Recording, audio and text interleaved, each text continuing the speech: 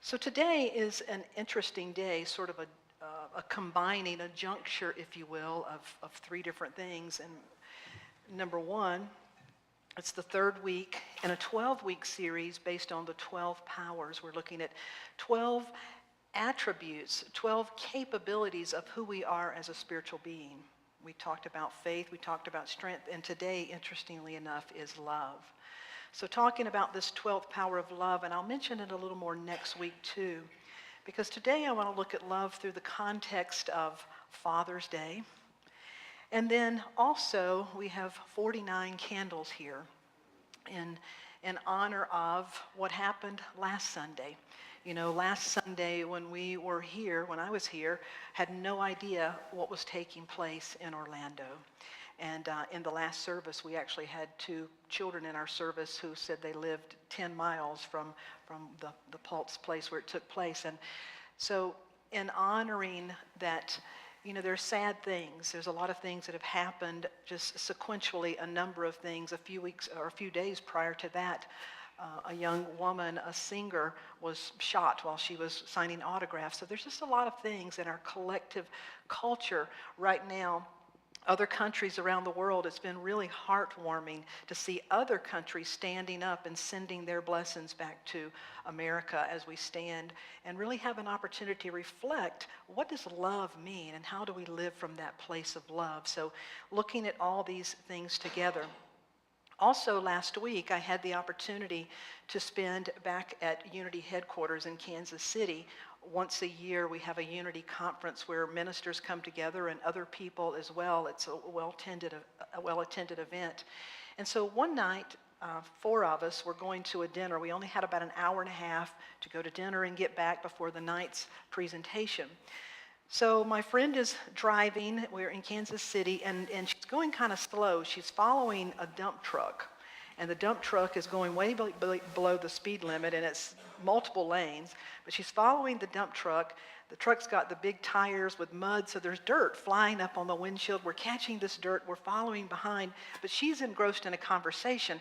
And I didn't want to be a backseat driver and say, and so thank goodness another minister did that for me. They lovingly said, well, Erin, the other lane's clear. I think you can pull around. And she said, oh, I wasn't even paying attention. I forgot I could change lanes. Sort of in unison, all 4 of us ministers said, now that will preach. and by that, we mean it's a teaching moment, that it applies to life, that it's a very spiritual concept. If you really think about it, how often throughout the day are we just going at the pace? We're just going down the lane. Dirt may be flying, dust may be flying, stuff may be hitting us, and we've stopped to forget to say, I can change lanes. I can step over here and realize that I am created at a higher level of being, that no matter what's happening over here, as Einstein said, you can't solve the problem at the level of the problem. And so the mantra for today is, I can change lanes. And I can realign myself with the awareness. You see, we can never be apart from love. We are love. The scriptures tell us that God is love. But this love is far more than I believe we yet fully understand love to be. It's even more than a felt sense of connection. Love of itself bridges any gap. Love turns on the light anywhere and will cast out any darkness.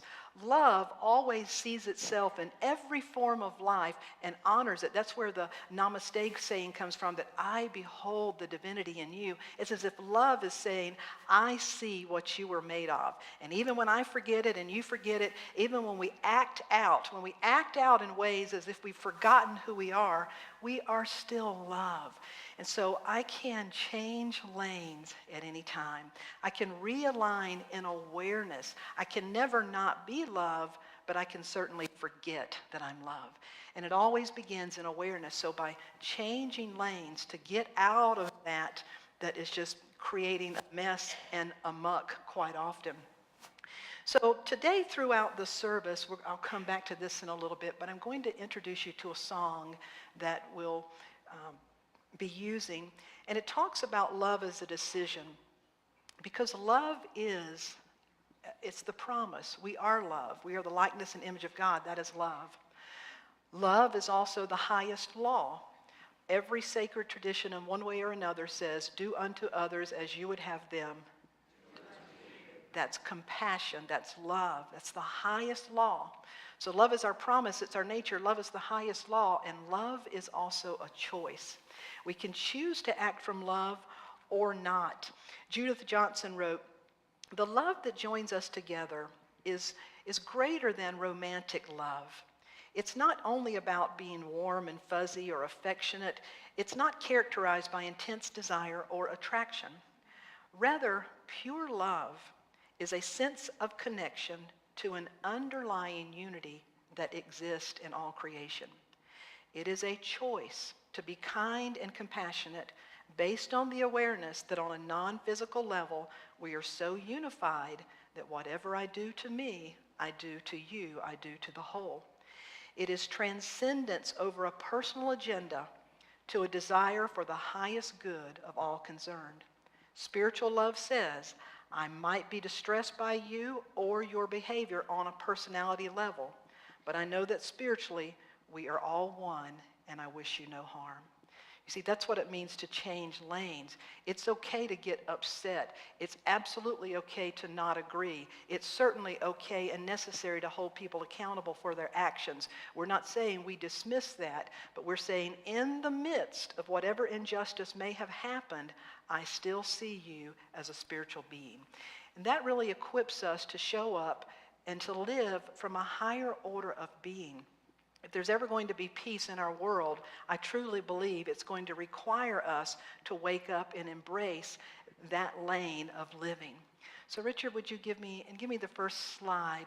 The song that we're going to use to sort of as a mantra today is by Daniel Nahmod, and it says, Love is my decision. Love is my decision. It's up to me to give of my heart. Love is my decision. No one else can tell me to start.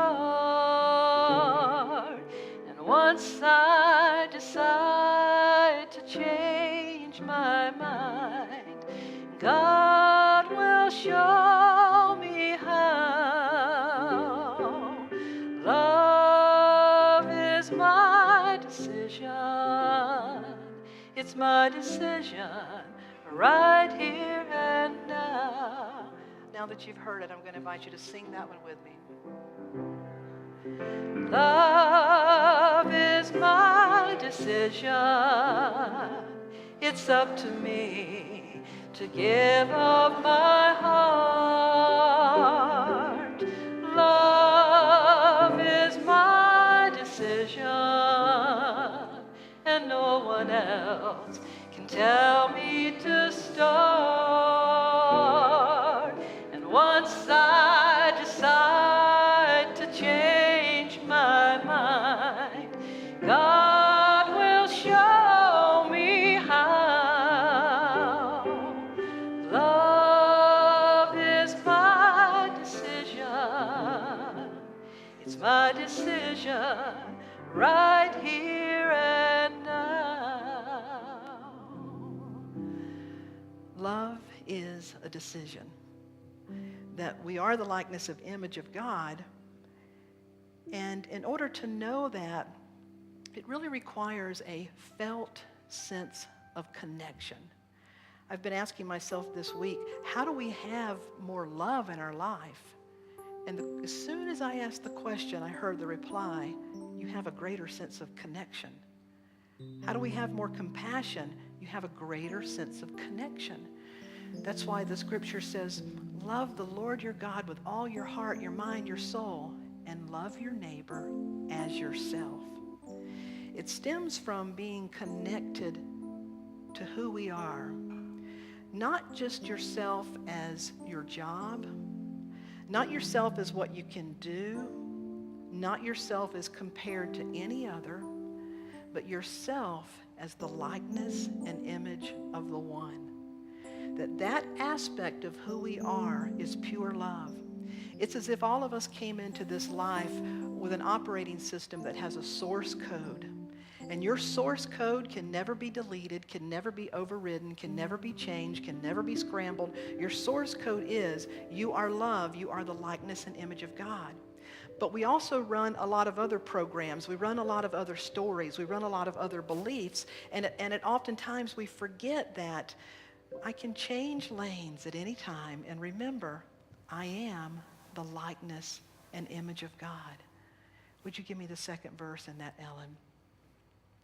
Back to that song, it says, love is my decision.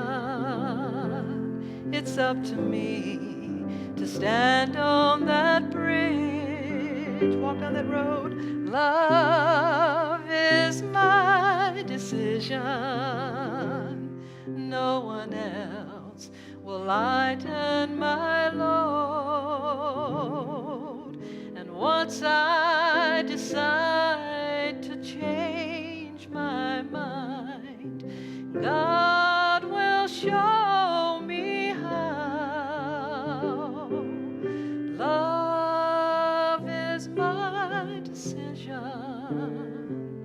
It's my decision right here and now. Once I decide to change my mind, that's the same thing as saying once I decide to change the lane that I'm in, that's when I'm guided, that God shows me how. There's a powerful story in the Bible that I believe is the most powerful love story. And it is found in the Gospel of Luke, and it goes like this.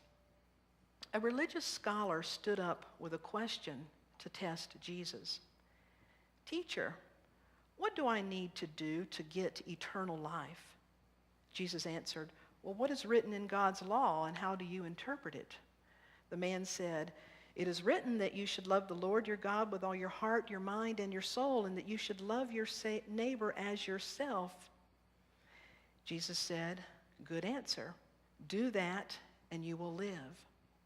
The man, looking for a loophole, said, well, just how would you define neighbor? You got to love the Lord, you love yourself, but you got to love your neighbor. So how would you define neighbor? Have you ever asked that question? Exactly who do I need to love? Jesus answered by telling a story. There once was a man traveling from Jerusalem to Jericho. Now, the audience would have sort of gasped when he said that, because his audience knew that the road from Jerusalem to Jericho was a very windy road. And bandits, people would hide, and oftentimes people were robbed along that road. It was a very scary road. So he tells a story. There once was a man traveling down this scary road from Jericho to Jerusalem. On the way, he was attacked by robbers, and his followers would have said, yep, that happens a lot. The robbers took his clothes, they beat him up, and they left him half dead. Luckily, a priest was on his way down the same road, but when he saw him, he angled across to the other side and kept walking. Then a Levite, religious man, showed up. He also avoided the injured man. But then a Samaritan traveling down the road came. When he saw the man's condition, he went to him. The audience would have gasped, and I'll tell you why in a minute. He gave the man care for his wounds. He bound his wounds, and then he lifted him onto his own donkey. He took him to an inn and made him comfortable, and in the morning he took 2 silver coins and gave to the innkeeper and said, take good care of him, and if it costs more, put it on my bill. I will pay you on my way back. Jesus then looked at those who had asked and said, so which of the 3 became a neighbor to the man that was attacked by the robbers? The man said, the one who treated him kindly. The religious scholar replied, and Jesus said, go and do the same. Now we know that story as the Good Samaritan, and it sounds like a real common sense story to us. But if you can grasp the setting and what it meant to those people, there is such a profound meaning here. A very dangerous road, a story of a man traveling. He's beat up. They take his clothes. So once the clothes are taken off, you cannot identify the man. You see, that culture very much identified whose tribe you belonged to, whose people you were, by the outfit, the uniform, the clothes that you wore. So the fact that there were no clothes, you had no idea of knowing who this man was. So the first that comes along is the priest. Well, for us, when you think a priest, a religious person just crosses the road and walks away, that is horrible. That audience would not have flinched because they understood the priest was bound to keep a purity law. Priest offered sacrifices. Priest prayed for other people. And if a priest ever touched a blood or a dead body, they had to go through all kinds of rituals to repurify themselves. So in their culture, for a priest who was probably on his way to do some work, for him to walk by, they would say, oh yeah, what he was doing was far more important than that. And then following behind, the Levite. The Levite is following the priest.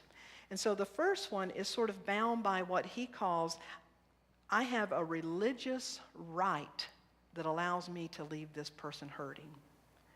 The second person is following the footsteps of a leader. Well, that's what they say we should do, and so if it's right for them, it's right for me, so I'm going to follow along the status quo. I'm going to follow the footsteps of the religious leader. So the audience would have understood there was common sense why those two did not stop. So when the third person, the Samaritans were the half-breeds. The Samaritans were not clean, pure Jews. And the Jewish people at that time saw the Samaritans as the less than, the outside of God. God did not like them.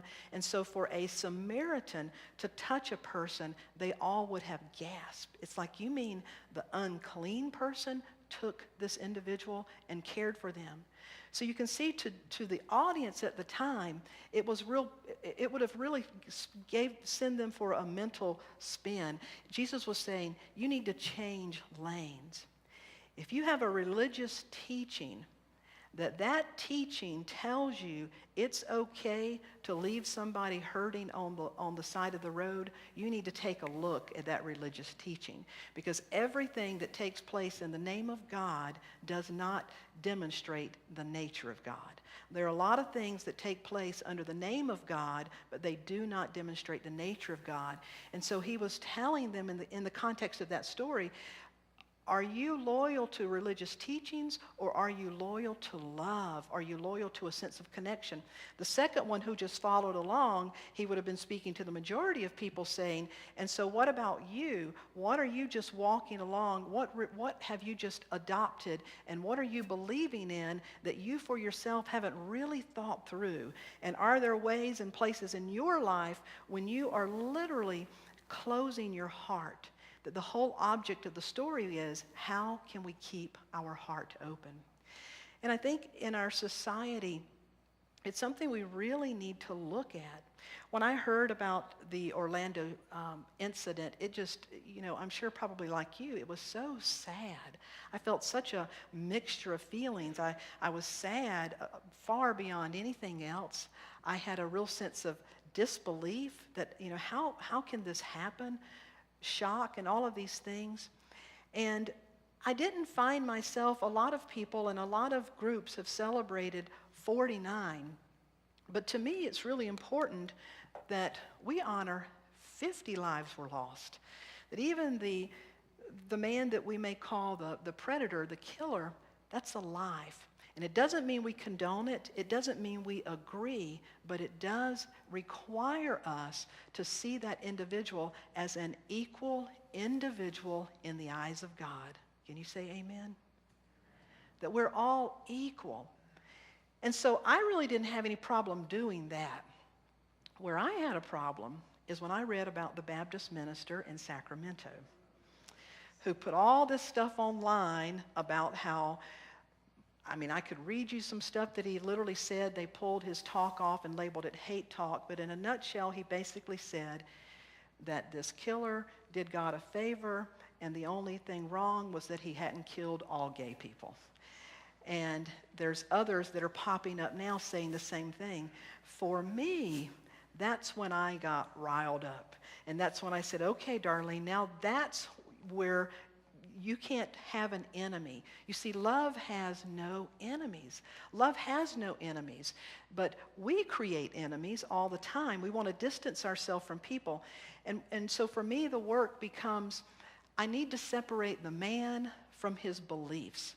I need to be able to realize that I may not agree with those beliefs. I may get outraged. What really gets me fired up is when someone uses religion or God to tell another group of people, any group of people, that they're not worthy of the kingdom of God. That personally outrages me. And my practice is to be sure that I don't get confused and start hating or demonizing or making that man my enemy, when what I'm really riled up about are the beliefs, the beliefs. And so I encourage all of us, if we're going to be love, it's about finding it in our heart. What is it? This past week we had a gentleman in our class. He wrote a book titled, I want to get this. His name is Sharif Abdul. He wrote the book, Creating a World That Works for All. Masterful speaker. And he said that he used to be an attorney in Charlotte. He's done a number of things. A brilliant man, African-American man. And throughout the course of his career, he was doing some research work with a university. And they had 2 mice in a big cage. The mice had plenty of water, plenty of food, plenty of space, and the mice coexisted peacefully for weeks. And then one day, they sent a mild shock wave, just a mild shock wave through the floor. And instantaneously, after the shock wave went through the floor, the mice jumped up and started attacking each other. They repeated the study, and it happened every single time. And this gentleman looked at us and he said, what shock wave is moving through our society and causing us to attack one another? And I thought about what charge runs through me that would make me want to lash out. And so it's for us to be mindful that what are the charges, what are the shocks to our system that want us to find an enemy, that want us to make somebody else wrong? And his message was, we have to be smarter than mice. We have to figure this thing out, that we can't keep attacking each other. And so this week, what I'm calling us into and inviting us is to really look at that in our own lives, that when there's shock in our society, when there's shock or tension in the life, each of us have different things that we're most likely to lash out at. But how can we keep it separate? We may not condone the beliefs. We do not need to allow and give a person forgiveness, meaning that we don't hold them accountable. You can hold a person accountable without holding them outside the grace of God. And so love is about realizing that all of us are being called deeper and deeper into that felt sense of connection. Would you give me that last verse, Richard? This last verse talks about forgiveness. It says, love is my decision. It's up to me to dance down that bridge. Love is my decision. No one else can make me forgive. And once I decide to change my mind, God will show me how. Love is my decision. It's my decision right here and now. Would you keep that song going? I want to close by sharing a true story that comes from the book Small Miracles. He was born to a life of privilege, and as the times mandated, he rebelled fiercely when he was 19. Joey Rilkus dropped out of college, quit his part-time job and announced to his widowed father that he was taking off for India in search for enlightenment. Sensitive and psychologically astute, his father, Adam Rilkes, withstood the blow with equanimity and grace, heeding the advice of friends and doing his best to just give his son space to find himself. But when Joey, his son, said that he had also broken with his religion, his father snapped. His father, Adam Rilkes, was a Holocaust survivor. Adam's entire family had been murdered by the Nazis. He alone had withstood and was the sole survivor. He had sent his children to Hebrew day school, took them to the synagogue.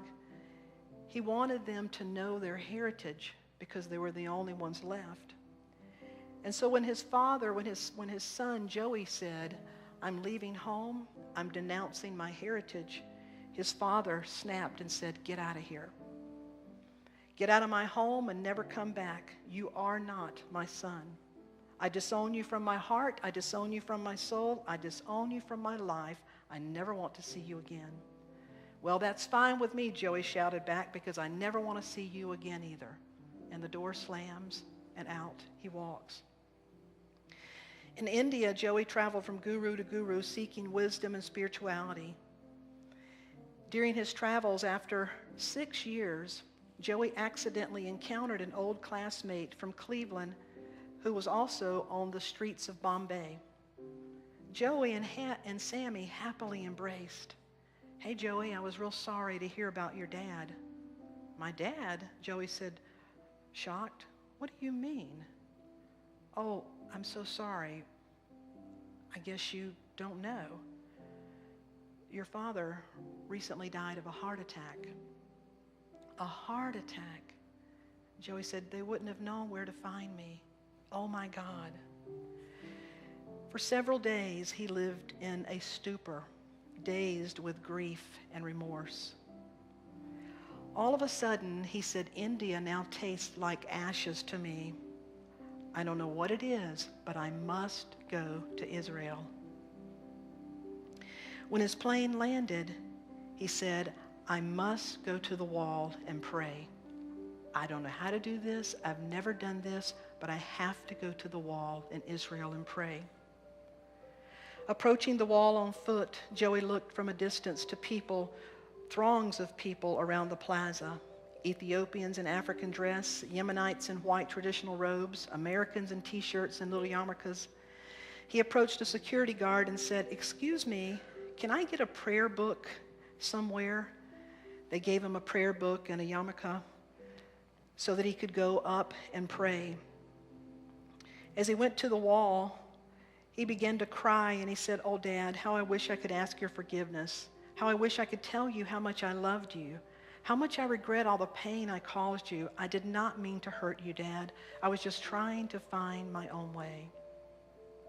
After he prayed and he wrote a prayer on his piece of paper, he looked around and he saw that people were putting their pieces of paper into the cracks of the walls. And he asked, "Why are you doing this?" And the man beside him said, "Because God will answer your prayers if you place it in this wall." "Can I do this too?" Joey asked. "Sure, but be warned, it isn't easy to find an empty crevice anywhere. People have been placing papers in this wall for years." Joey wrote, "Dear Father, I beg you to forgive the pain that I've caused. I love you so very much and I will never forget you.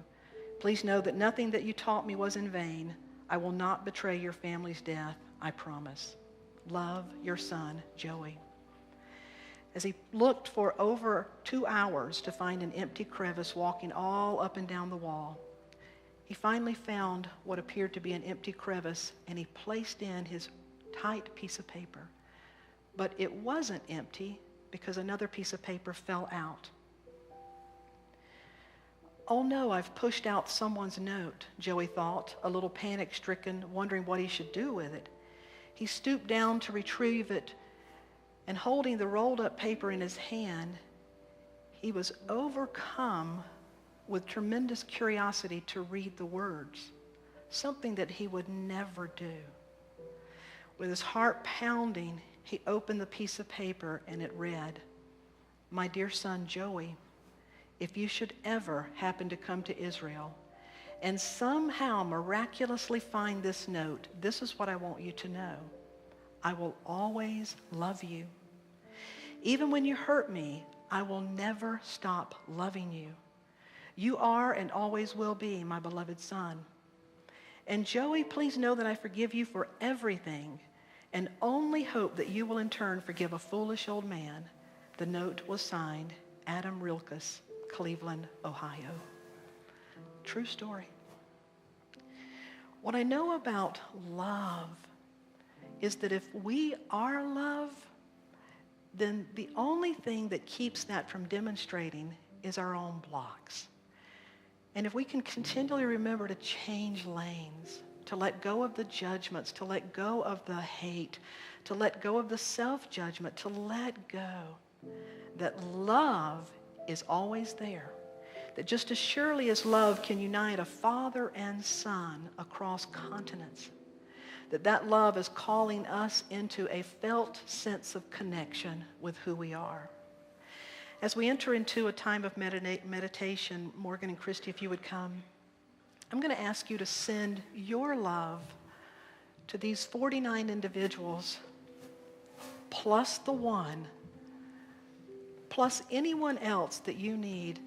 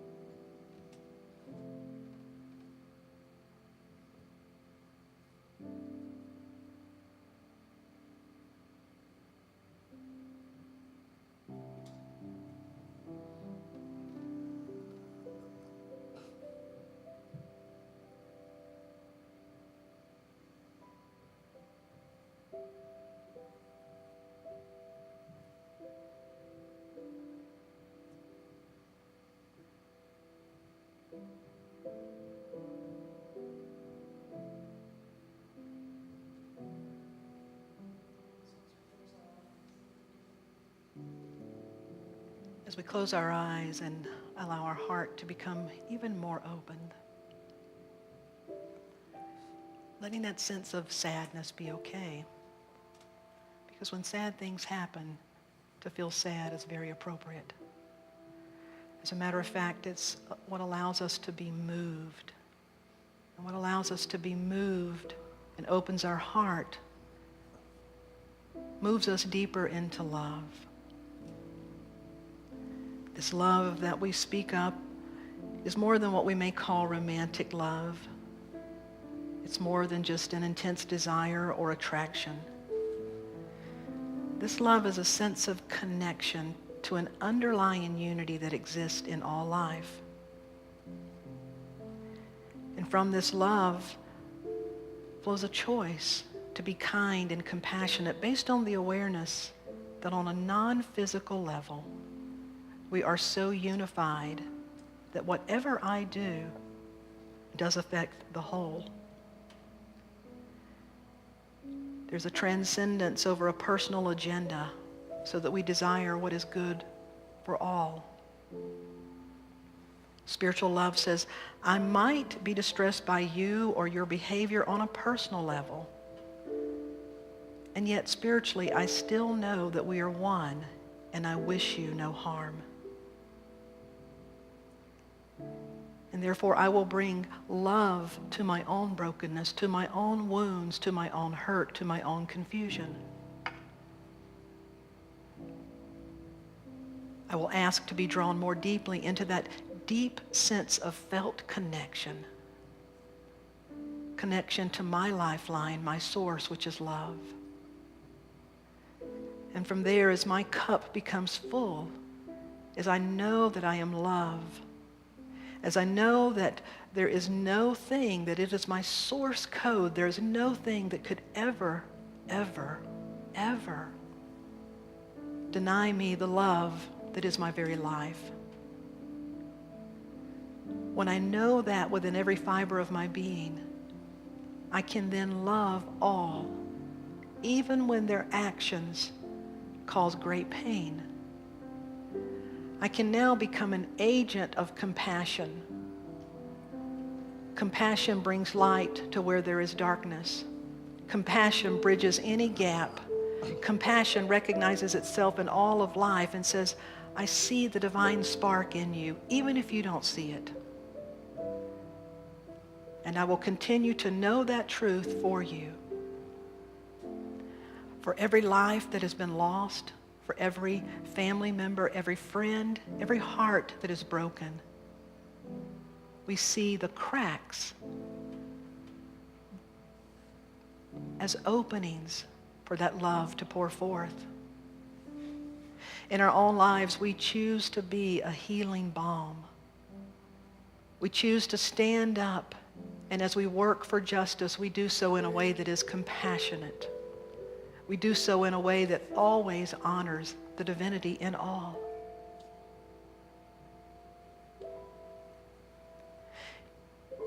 And so in addition to these names, I ask you to speak the name of any that you are holding in this sacred circle of love.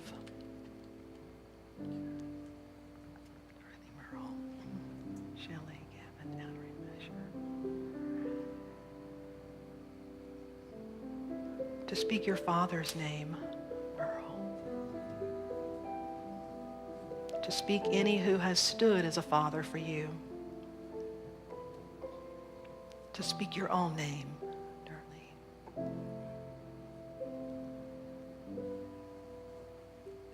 To the creative presence that is in spirit in heaven, whose name, whose nature is holy. We recognize that thy kingdom is meant to come on earth as it is in heaven. That the ways of spirit, that our spiritual nature is meant to be what shines through us here and now. Let our daily bread come from you. Teach us to switch lanes, change lanes anytime we get confused and reconnect. Let us not be led into distraction or temptation or evil, but deliver us. Let us remember that all power and love all comes from the source, the one same source. And for this we are truly grateful.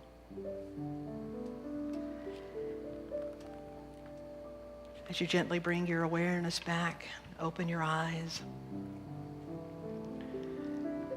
I invite you to stand with me as we sing this song again.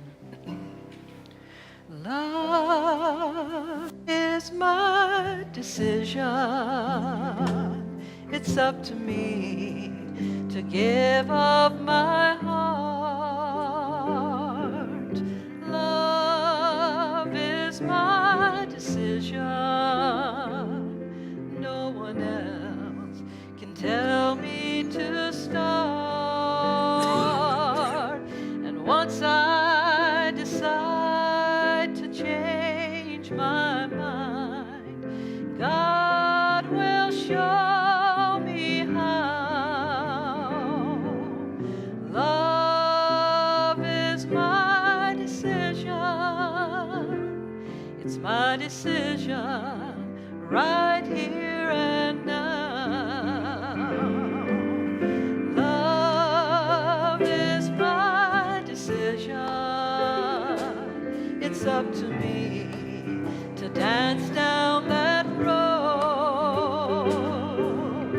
Love is my decision, and no one else can lighten my load.